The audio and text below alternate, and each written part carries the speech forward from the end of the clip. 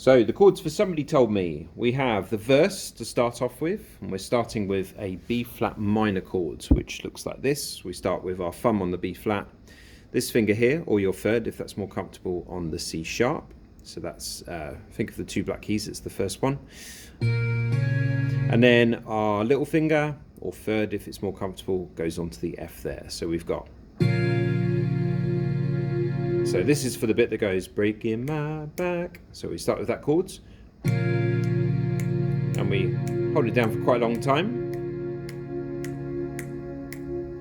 And then we go to an E flat minor, which is all black keys, starting here. So it's that one, and that one. And then it's quite nice actually, because that shape, all we have to do is move it all the way up to the next couple of black keys along. So the F sharp, the A sharp, and the C sharp.